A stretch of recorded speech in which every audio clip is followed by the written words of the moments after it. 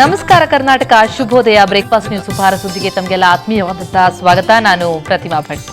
ಈಗ ಒಂದು ಒಳ್ಳೆ ಮಾತಿನೊಂದಿಗೆ ಬನ್ನಿ ಬ್ರೇಕ್ಫಾಸ್ಟ್ ನ್ಯೂಸ್ ಅನ್ನ ಆರಂಭಿಸೋಣ. ನಂತರ ಸಾಕಷ್ಟು ಸುದ್ದಿಗಳು ನಿಮ್ಮನ್ನ ಕಾಯ್ತಾ ಇವೆ. ಬನ್ನಿ ಶುಭಾರಂಭ ಮಾಡೋಣ ಒಂದೊಳ್ಳೆ ಮಾತಿನೊಂದಿಗೆ.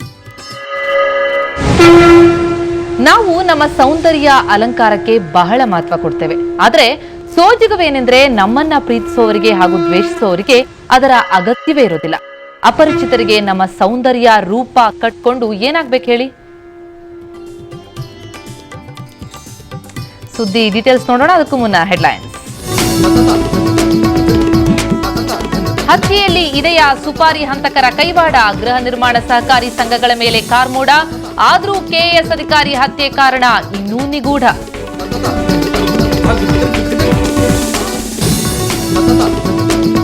ಪಡಿತರ ಅಕ್ಕಿ ರೈಸ್ ಮಿಲ್ ಮಾಲೀಕರ ಪಾಲು. ರಾಯಚೂರಿನಲ್ಲಿ ನಡೆದಿದೆ ಭಾರೀ ಗೋಲ್ಮಾಲ್. ಮಾನ್ವಿಯಲ್ಲಿ 1000 ಚೀಲ ಅಕ್ರಮ ಅಕ್ಕಿ ವಶ. ಕರೆದಲ್ಲಿಗೆ ಬರಲ್ಲ ಆಟೋ ಚಾಲಕರು. ಕಾದು ಕಾದು ಸುಸ್ತಾಗ್ತಾರೆ ಪ್ರಯಾಣಿಕರು. ಮೊಂಡಾಟವಾಡೋ ಡ್ರೈವರ್ ವಿರುದ್ಧ ಕ್ರಮಕ್ಕೆ ಮುಂದಾಗಿದ್ದಾರೆ ಟ್ರಾಫಿಕ್ ಪೊಲೀಸರು.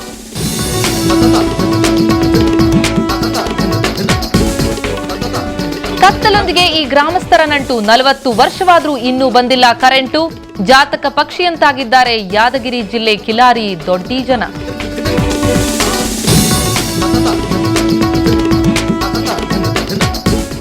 ಪುಣೆಯಲ್ಲಿ ಮುಗ್ಗರಿಸಿದ ಸೆಹ್ವಾಗ್ ಹುಡುಗರು. ಡೇರ್ ಡೆವಿಲ್ಸ್ ವಿರುದ್ಧ ಶಾರುಖ್ ಬಾಯ್ಸ್ ದರ್ಬಾರ್. ಐಪಿಎಲ್ ಫೈನಲ್ಗೆ ಲಗ್ಗೆ ಇಟ್ಟ ಕೆಕೆಆರ್.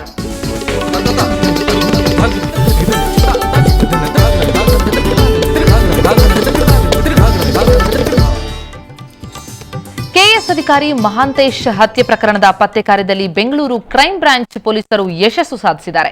ಕೌಟುಂಬಿಕ ಆಸ್ತಿ ಕಲಹ, ಅನೈತಿಕ ಸಂಬಂಧ ಹಾಗೂ ಗೃಹ ನಿರ್ಮಾಣ ಸಹಕಾರ ಸಂಘಗಳ ಅವ್ಯವಹಾರ, ಇವುಗಳಲ್ಲಿ ಮಹಾಂತೇಶ್ ಕೊಲೆಗೆ ಕಾರಣವಾದ ಅಂಶ ಯಾವುದು ಅನ್ನೋದ್ರ ಬಗ್ಗೆ ತನಿಖೆ ನಡೆದಿತ್ತು.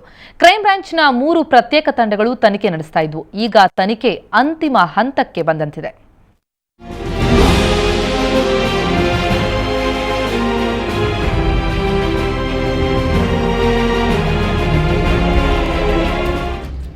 ಕೆಎಎಸ್ ಅಧಿಕಾರಿ ಮಹಾಂತೇಶ್ ಕೊಲೆ ಒಂದು ಕಡೆ ದೇಶದಾದ್ಯಂತ ಸಂಚಲನ ಸೃಷ್ಟಿಸಿದ್ದರೆ, ಇನ್ನೊಂದು ಕಡೆ ತನಿಖೆಗೆ ನಿಂತಿದ್ದ ಬೆಂಗಳೂರು ಪೊಲೀಸರು ಗೆಲುವಿನ ನಗೆ ಬೀರಿದ್ದಾರೆ. ಪ್ರಕರಣಕ್ಕೆ ಸಂಬಂಧಿಸಿದಂತೆ 17 ಜನರನ್ನ ವಶಕ್ಕೆ ಪಡೆಯಲಾಗಿದ್ದು, ಅವರ ಪೈಕಿ 6 ಬೇರೆ ಬೇರೆ ಗೃಹ ನಿರ್ಮಾಣ ಸಹಕಾರ ಸಂಘಗಳಿಗೆ ಸೇರಿದ 11 ಜನರಿದ್ದಾರೆ ಎಂಬ ಮಾಹಿತಿ ಸಿಕ್ಕಿದೆ. ಸಹಕಾರ ಇಲಾಖೆಯಲ್ಲಿ ಲೆಕ್ಕಪತ್ರ ಶೋಧನೆ ವಿಭಾಗದ ಉಪನಿರ್ದೇಶಕರಾಗಿ ಕೆಲಸ ನಿರ್ವಹಿಸುತ್ತಿದ್ದ ಮಹಾಂತೇಶ್ ಹಲವು ಗೃಹ ನಿರ್ಮಾಣ ಸಹಕಾರ ಸಂಘಗಳ ಬುಡಕ್ಕೆ ಕೈ ಹಾಕಿದ್ದರು. ಮಧ್ಯಮ ವರ್ಗದವರ ಸ್ವಂತ ಮನೆಯ ಕನಸನ್ನ ನನಸು ಮಾಡಲು ಆರಂಭವಾದ ಈ ಸಹಕಾರ ಸಂಘಗಳು ದೊಡ್ಡ ಪ್ರಮಾಣದ ಗೋಲ್ಮಾಲ್ ಮಾಡಿ 100 ಕೋಟಿಯ ಅವ್ಯವಹಾರ ನಡೆಸಿದ್ದವು. ಈ ವಿಷಯವನ್ನ ತಮ್ಮ ವರದಿಯಲ್ಲಿ ಉಲ್ಲೇಖಿಸುವ ತಯಾರಿಯಲ್ಲಿದ್ದರು. ಈ ವಿಷಯದಲ್ಲಿ ತಮಗೆ ಬೆದರಿಕೆ ಕರೆಗಳು ಬರುತ್ತಿರುವ ವಿಷಯವನ್ನ ಮಹಾಂತೇಶ್ ತಮ್ಮ ಪತ್ನಿಯ ಬಳಿ ಪ್ರಸ್ತಾಪಿಸಿದ್ದರು.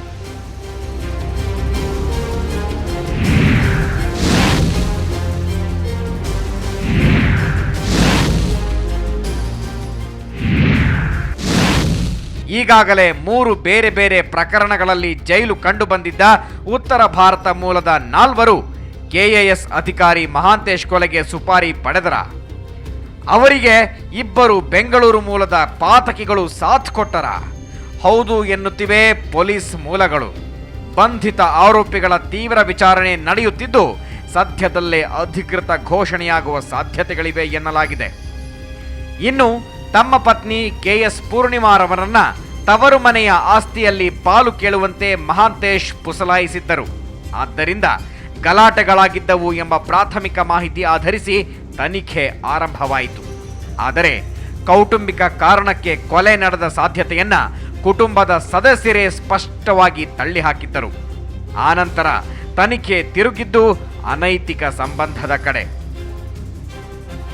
ಘಟನೆಯ ನಂತರ ಹಂತಕರ ಸುಳಿವಿಗಾಗಿ ತಡಕಾಡುತ್ತಾ ಇದ್ದ ತನಿಖಾಧಿಕಾರಿಗಳು ಮಹಾಂತೇಶರ ಮನೆಯನ್ನ ಜಾಲಾಡಿದಾಗ ಒಂದು ಸಂಶಯಾಸ್ಪದ ಸಿಡಿ ಹಾಗೂ ಹಳೆಯ ಮೊಬೈಲ್ ಹ್ಯಾಂಡ್ಸೆಟ್ನಲ್ಲಿ ಪ್ರಮುಖ ಎಂಎಂಎಸ್ ಒಂದು ದೊರೆತವು.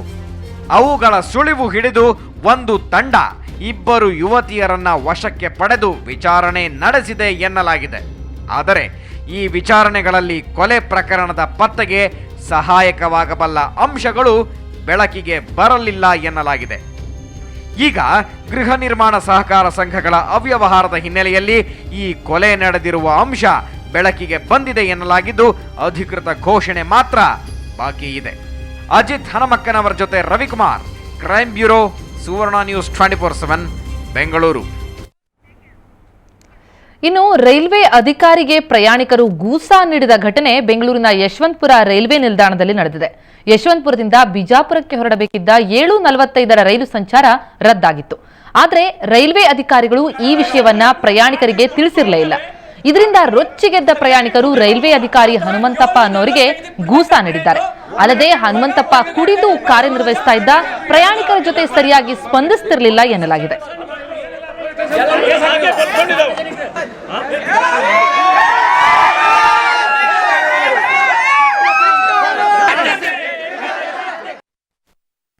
ಏಳು 45 ಬರುವಂಥ ಟ್ರೈನು ಬರಲಿಲ್ಲ.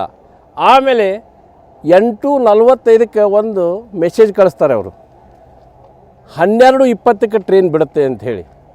ಆದರೆ 12:20 ಆದರೂ ಸಹಿತ ಆಮೇಲೆ ಇವ್ರದ್ದು ಒಂದು ಏನು ಅನೌನ್ಸ್ಮೆಂಟ್ ಇಲ್ಲ, ಒಂದು ರೆಸ್ಪಾನ್ಸಿಬಿಲಿಟಿ ಇಲ್ಲ. ಇಲ್ಲಿ ಡೆಪ್ಯೂಟಿ ಸ್ಟೇಷನ್ ಮಾಸ್ತರ್ ಹನುಮಂತಪ್ಪ ಅಂತ, ಅವನು ಫುಲ್ ಕುಡಿದು ಮಲಗಿಬಿಟ್ಟಿದ್ದಾನೆ. ಅವನು ಕೇಳಲಿಕ್ಕೆ ಹೋದ್ರೆ ಅವನಿಗೇನು ಹೇಳಲಿಕ್ಕೂ ಬರ್ತಾ ಇಲ್ಲ, ಏನು ಮಾತಾಡಲಿಕ್ಕೂ ಬರ್ತಾ ಇಲ್ಲ. ಸರ್, ರಿಸರ್ವೇಷನ್ ಮಾಡಿಸಿದವ್ರದ್ದು ಏನು ಕತೆ? ಇವಾಗ ಟ್ರೈನ್ ಕ್ಯಾನ್ಸಲ್ ಏನೋ ಮಾಡಿಬಿಟ್ರು. ನಾಳೆ ಇವಾಗ ರಿಸರ್ವೇಷನ್ ಮಾಡಿಸಿದವ್ರಿಗೆ ನಾಳೆ ಅದೇ ಬರ್ತು, ಅದೇ ಇದರಲ್ಲಿ ಕೊಡ್ತಾರೆ ಸರ್. ನಾಳೆ ಹೋಗ್ಬೇಕಾದವ್ರ ಕತೆ ಏನು? ಬಾಗಲಕೋಟೆಗೆ ನಾವು ಹೋಗ್ಬೇಕು ಸರ್. ಇವಾಗ ಬಾಗಲಕೋಟೆಗೆ ನಾಳೆ ನಾವು ಆಫೀಸ್ ವರ್ಕ್ ಇದೆ ಬೆಳಗ್ಗೆ 11 ಗಂಟೆಗೆ. We are not able to go. ಇನ್ನು ರಾಯಚೂರಿನ ಸುದ್ದಿಗೆ ಬರೋಣ. ಬಡವರ ತುತ್ತಿನ ಚೀಲ ತುಂಬಿಸಬೇಕಾದ ಪಡಿತರ ಅಕ್ಕಿ ರಾಯಚೂರು ಜಿಲ್ಲೆಯಲ್ಲಿ ಕಾಳಸಂತೆಕೋರರ ಪಾಲಾಗ್ತಾ ಇದೆ. ಇದಕ್ಕೆ ಪುರಾವೆ ಎಂಬಂತೆ ಕಳೆದ ರಾತ್ರಿ ಮಾನ್ವಿಯಲ್ಲಿ ಜಿಲ್ಲಾಧಿಕಾರಿ ನಡೆಸಿದ ದಾಳಿ ವೇಳೆ ಸಾವಿರಾರು ಚೀಲ ಅಕ್ಕಿ ಪತ್ತೆಯಾಗಿದೆ. ಆದರೆ ಪ್ರಮುಖ ಆರೋಪಿ ರೈಸ್ ಮಿಲ್ ಮಾಲೀಕ ಪರಾರಿಯಾಗಿದ್ದಾನೆ.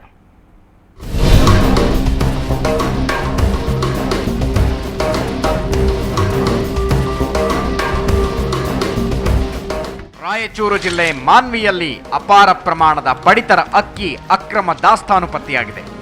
ರಾತ್ರಿ ಜಿಲ್ಲಾಧಿಕಾರಿ ಸಾವಿತ್ರಿ ನೇತೃತ್ವದಲ್ಲಿ ನಡೆದ ದಾಳಿಯ ವೇಳೆ ಇಲ್ಲಿನ ಹಾಲ್ದಾಳ ವೀರಭದ್ರಪ್ಪ ಎನ್ನುವವರಿಗೆ ಸೇರಿದ ಫರಾ ರೈಸ್ ಮಿಲ್ ಹಾಗೂ ಗೋದಾಮಿನಲ್ಲಿದ್ದ 1,000 ಚೀಲ ಅಕ್ಕಿ ವಶಪಡಿಸಿಕೊಳ್ಳಲಾಗಿದೆ. ಪ್ರಮುಖ ಆರೋಪಿ ಹಾಲ್ದಾಳ ವೀರಭದ್ರಪ್ಪ ಪರಾರಿಯಾಗಿದ್ದಾನೆ.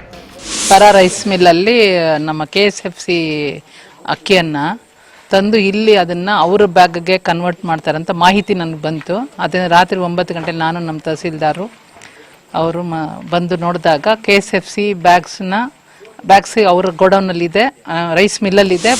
ಪಡಿತರ ಅಕ್ಕಿಯನ್ನು ರೈಸ್ ಮಿಲ್ನಲ್ಲಿ ಸಂಗ್ರಹಿಸಿ ಸಂಸ್ಕರಿಸಿ ವಿವಿಧ ಬ್ರಾಂಡ್ಗಳ ಬ್ಯಾಗ್ಗಳಲ್ಲಿ ತುಂಬಿ ಮಾರುಕಟ್ಟೆಗೆ ಕಳುಹಿಸಲಾಗ್ತಾ ಇತ್ತು. ಹಲವು ವರ್ಷಗಳಿಂದ ಇಲ್ಲೇ ಬೀಡು ಬಿಟ್ಟಿರುವ ಆಹಾರ ಇಲಾಖೆಯ ಅಧಿಕಾರಿಗಳು ಇದರಲ್ಲಿ ಶಾಮೀಲಾಗಿದ್ದಾರೆ ಎನ್ನಲಾಗಿದೆ. ದಾಳಿಯ ಸಂದರ್ಭದಲ್ಲಿ ಅಧಿಕಾರಿಗಳಿಗೆ ಫೋನ್ ಮೂಲಕ ಬೆದರಿಸುವ ಕಾರ್ಯ ಕೂಡ ನಡೆದಿದೆ. ನಾವು ಮತ್ತು ಮೇಡಮ್ ಅವರು ನಾವು ಇಲ್ಲಿ ರೈಡ್ ಮಾಡಿದಾಗ ಯಾರೂ ಇರಲಿಲ್ಲ. ಒಬ್ಬ ಮ್ಯಾನೇಜರ್ ಮಾತ್ರ ಇದ್ದ, ಅವನು ತಪ್ಪಿಸ್ಕೊಂಡು ಹೋದ ಅವನು ನಮ್ಮಿಂದ. ಆದರೂ ಕೂಡ 5-6 ಮಂದಿ ಲೇಬರ್ಸ್ಗೂ ಕೂಡ ನಾವು ಅವ್ರನ್ನ ವಶಕ್ಕೆ ತೊಗೊಂಡಿದ್ದೀವಿ. ಈಗಾಗಲೇ ಫೋನ್ಗಳೆಲ್ಲ ನಾವು ಅವ್ರ ಲೇಬರ್ಸ್ ಕಡೆಯಿಂದನೂ ಕೂಡ ಒಂದು 4-5 ಫೋನ್ಸ್ ಕೂಡ ನಾವು ವಶಪಡಿಸ್ಕೊಂಡಿದ್ದೀವಿ. ಜೊತೆಗೆ ಯಾವ ಕಾಲನೂ ನಾವು ರಿಸೀವ್ ಮಾಡಿಲ್ಲ. ಭಾಳಷ್ಟು ಫೋನ್ಗಳು ಬರ್ತಾ ಇದೆ, ಯಾವ ರಿಸೀವ್ ಮಾಡಿಲ್ಲ ಇದುವರೆಗೆ. ಬಡವರ ಪಡಿತರ ಅಕ್ಕಿಯನ್ನ ಅಕ್ರಮವಾಗಿ ಸಾಗಿಸುವ ಬಹುದೊಡ್ಡ ಜಾಲವೇ ಜಿಲ್ಲೆಯಲ್ಲಿ ಹರಡಿದೆ. ಜಿಲ್ಲಾಧಿಕಾರಿಗಳು ಸಮಗ್ರ ತನಿಖೆ ನಡೆಸಿದ್ರೆ ಮತ್ತಷ್ಟು ಹುಳುಕುಗಳು ಬಯಲಿಗೆ ಬರೋದು ಖಚಿತ. ರಾಜ್ ಹುಗಾರ್, ಸುವರ್ಣ ನ್ಯೂಸ್ 24/7 ರಾಯಚೂರು.